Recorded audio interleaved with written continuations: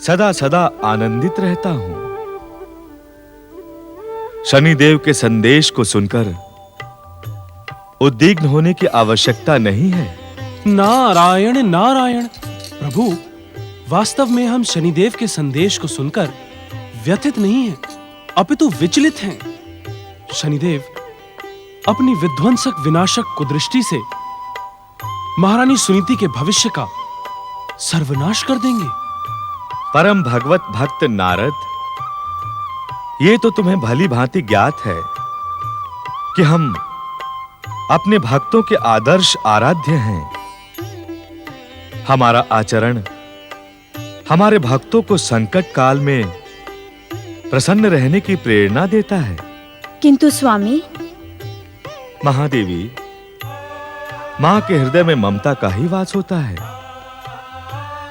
आप सुनीति को समस्याओं में घिरा देखकर व्यग्र हो गई हैं। किंतु क्या प्रभु? महादेवी, मृत्युलोक के हर प्राणी को अपने पूर्व जन्मों के कर्मों के अनुसार दंड और मानसिक यातना अनिवार्य रूप से भुगतने पड़ते हैं। उस समय जो अपने कष्टों को हमारा स्मरण करते हुए सहन कर लेते हैं, उनके कष्टों को और दुखों को दूर करना हमारा उत्तरदायित्व बन जाता है। नारायण नारायण। हे प्रभु, महारानी सुनीति को पूर्व जन्मों के कष्टों से अधिक तो शनिदेव का अहंकार पीड़ित कर रहा है। नारद, शनिदेव के हर कार्य में उनका अहंकार और दूसरों को पीड़ित करने की ही कामना होती है। यदि वे ऐसा नहीं करेंगे तो विध्वंसक शक्ति संपन्न उनका कुदृष्टि प्रधान अस्तित्व ही समाप्त हो जाएगा। किंतु वे कब तक ऐसा करते रहेंगे स्वामी? महादेवी, शनिदेव भी हमारी दृष्टि का एक अंग है। उनके आचरण और दुष्कर्मों को देखकर उद्विग्न ना हो। जगदीश्वर के जगत में शनिदेव का आचरण अनुचित है। क्या उन पर अंकुश लगाना उचित नहीं होगा? महादेवी, शनिदेव के आचरण से आप व्यग्र हो गई हैं। इसी कारण वास्तविकता को समझने की इच्छुक नहीं हैं।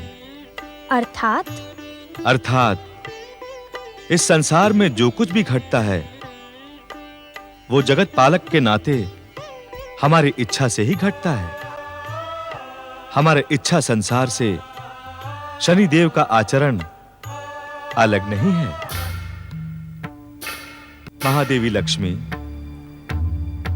और परम भगवत भक्त नारद, आप दोनों ही इस सत्य से अपरिचित नहीं हैं। ये संसार मेरी लीला मात्र है। स्वामी, आपके लीला संसार में शनिदेव जैसी विध्वंसक शक्तियों को प्रोत्साहन क्यों प्राप्त हो रहा है? देवर्षि नारद, क्या आप भी अपनी माता जैसा ही प्रश्न पूछने के इच्छुक हैं? प्रभु, पुत्र अपनी मां से तो विपरीत हो नहीं सकता।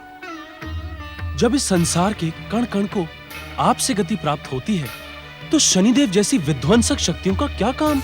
नारायण नारायण। नारद, तुम्हें ज्ञात है इस संसार की रचना हमने क्यों की? हमें विश्वास नहीं होता कि तुम दोनों इस सत्य से अपरिचित होगे। कहीं ऐसा तो नहीं कि हमसे सुनने के लोभ में तुम दोनों अपना अज्ञान प्रदर्शित कर रहे हो?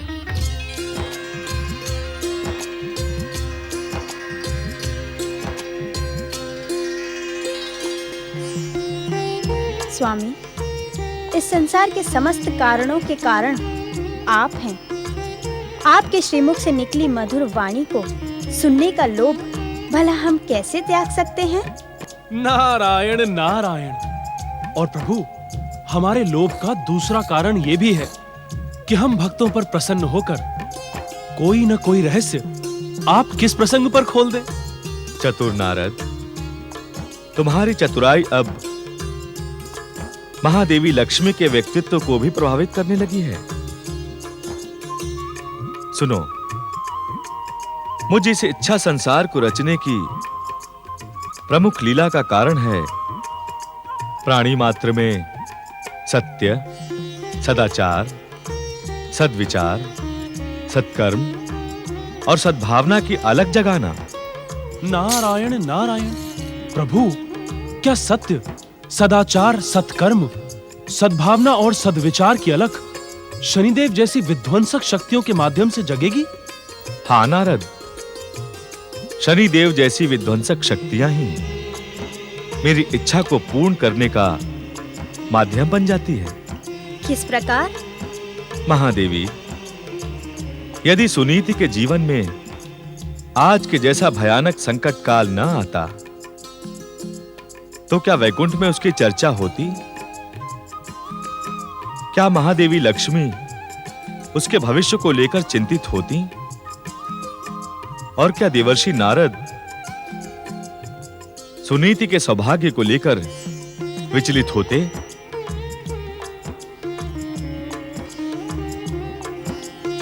ज्ञात है कि सुनीति की पुकार वैकुंठ में कब पहुंची? कब? जब शनिदेव स्वयं सुनीति के सौभाग्य के विरुद्ध शत्रु भाव से खड़े हो गए। वास्तव में शनिदेव जैसी विध्वंसक शक्तियां ही मेरे इस लीला संसार में मेरे भक्तों की कठिन परीक्षा लेने का कार्य करती हैं। नारायण नारायण। किंतु त्रिलोकीनाथ, शनिदेव का अहंकार इस सत्य को स्वीकार नहीं करता। हम इस सत्य को स्वीकार करने के इच्छुक भी नहीं हैं। किस कारण? महादेवी, जिस दिन शनिदेव को इस परम सत्य का ज्ञान हो गया, उस दिन वे अपनी विध्वंसक, विनाशक, भयानक और मारक कुदृष्टि पर विश्वास करना छोड़कर आप और देवर्षि नारद की भांति भगवत भक्ति में लीन हो जाएंगे। तब अपने लीला संसार को अपनी इच्छा अनुसार गति देने के लिए हमें एक और शनिदेव का निर्माण करना पड़ेगा। इसी कारण हम शनिदेव के कार्य में बाधा पहुंचाने के इच्छुक नहीं हैं। ऐसी स्थिति में सुनीति का क्या होगा स्वामी? महादेवी, हमें अपने भक्तों की रक्षा करना भली भांति ज्ञात है। हमारी इच्छा के अनुसार शनिदेव सुनीति के सौभाग्य के विरुद्ध कार्य कर रहे हैं। वे हमारी इच्छा से ही इस कार्य में एक निश्चित स्थान पर पहुंचने के पश्चात ठहर जाएंगे। नारायण नारायण। अर्थात तब महारानी सुनीति की शनिदेव की कुदृष्टि से रक्षा होगी और वे अपने निश्चित सौभाग्य को प्राप्त करेंगी। तुम्हारे कथन से ऐसा प्रतीत होता है नारद कि अब तुम हमारी भावना को भली भांति समझ गए हो। नारायण नारायण। तो अब इस क्षण के पश्चात धैर्यवान महारानी सुनीति के जीवन का नया अध्याय प्रारंभ होगा और भविष्य में जो कुछ भी होगा वो सुनीति के पक्ष में शुभ ही होगा। हे अंतर्यामी, शनिदेव जैसी विध्वंसक शक्तियों के वास्तविक रहस्य को आपके श्रीमुख से सुनकर नारद का जीवन धन्य हो गया। अब मुझे आज्ञा दें। नारायण नारायण।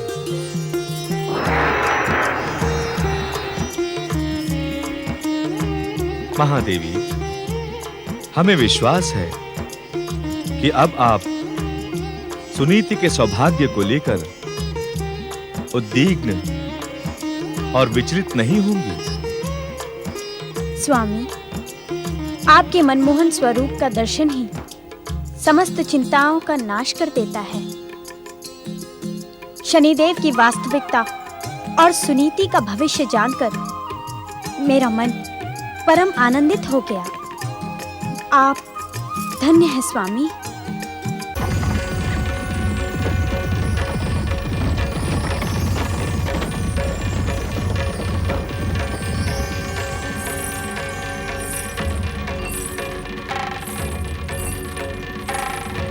महारानी जी, ठहरो साथी ठहरो। महारानी जी, महारानी जी, महारानी जी, महारानी जी, महारानी जी, क्षमा करें, मैं उचित समय पर आपकी सेवा में उपस्थित न हो सका। रथ पर पधारिए महारानी जी। महाराज उत्तानपाद ने वन भवन में आपके स्थायी निवास का प्रबंध किया है।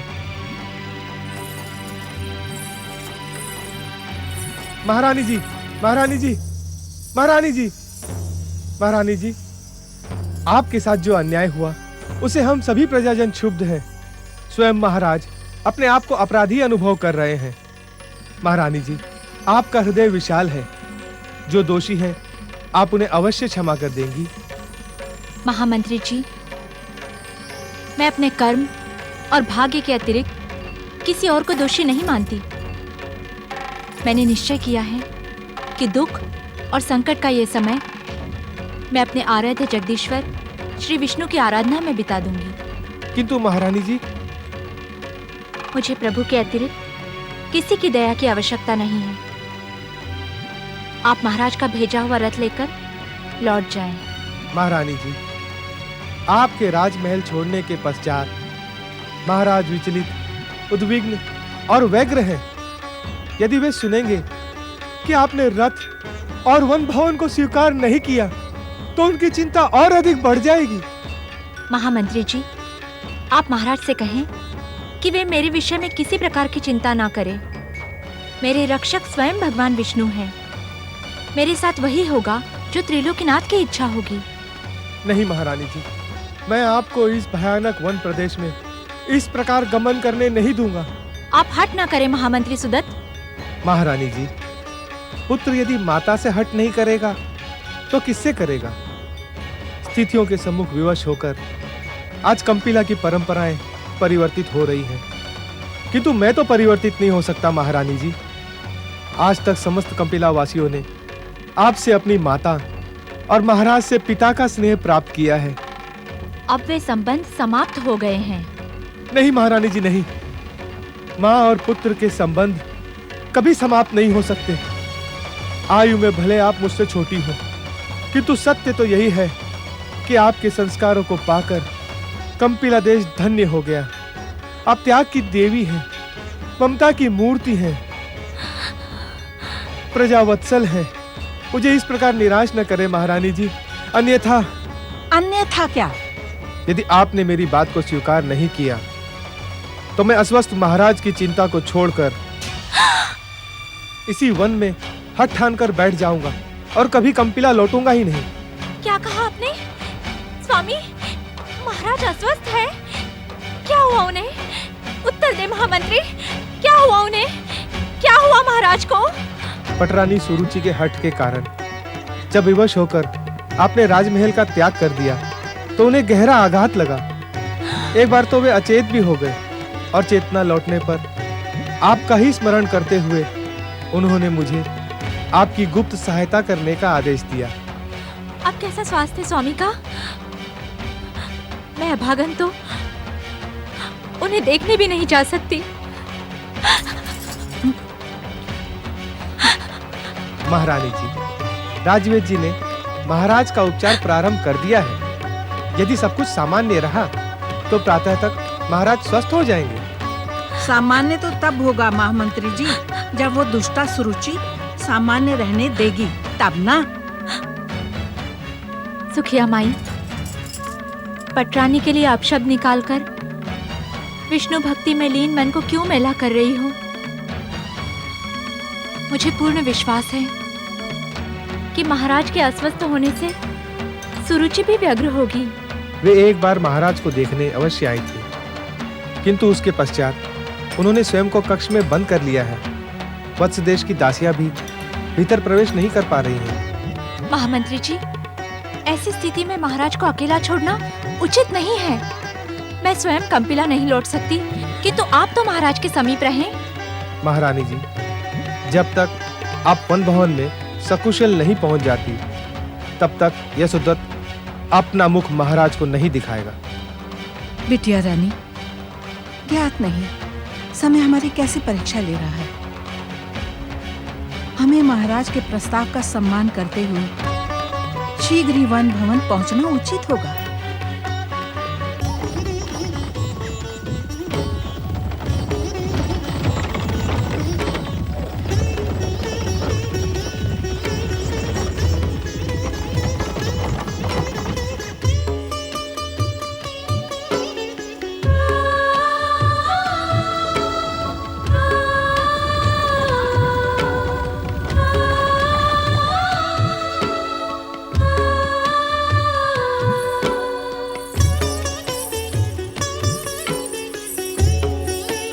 पधारिए महारानी जी। महारानी सुनीति की जय हो। महामंत्री जी, मुझे इन सेविकाओं की तनिक भी आवश्यकता नहीं है। मेरे साथ मेरी सुखिया माई है। महारानी जी, इन सब व्यवस्थाओं के पीछे महाराज की ही इच्छा है। महामंत्री जी, पृथ्वी के प्रथम पुरुष महाराज मनु की व्यवस्था के अनुसार पृथ्वी के प्रत्येक मनुष्य को एक निश्चित समय के पश्चात वानप्रस्थ आश्रम स्वीकार कर लेना आवश्यक है। आप इसे मेरा वानप्रस्थ मान लें। मुझे सेवक और सेविकाओं की आवश्यकता नहीं है। महारानी जी, ये वन बालाएं, ये सेविकाएं पहले से इस वन भवन में नियुक्त हैं। कंपिला राज की ओर से प्रतिमास इन्हें वेतन भी दिया जाता है। इस वन भवन में रहने वालों की सुरक्षा के लिए इनका रहना अनिवार्य है। इन्हें इस वन के चप्पे चप्पे का पूरा ज्ञान है। भयानक से भयानक वन पशु भी इन वन बालाओं के मित्र हैं। ये आपकी सुविधा का पूरा ध्यान रखेंगी।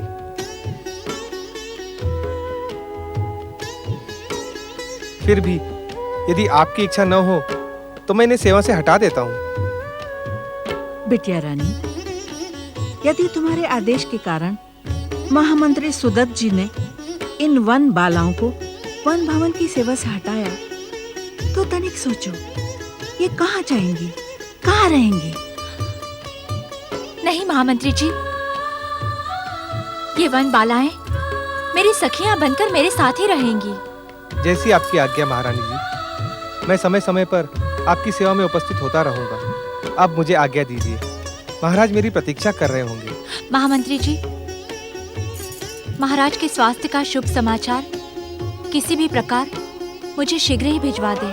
जो आज्ञा महारानी जी।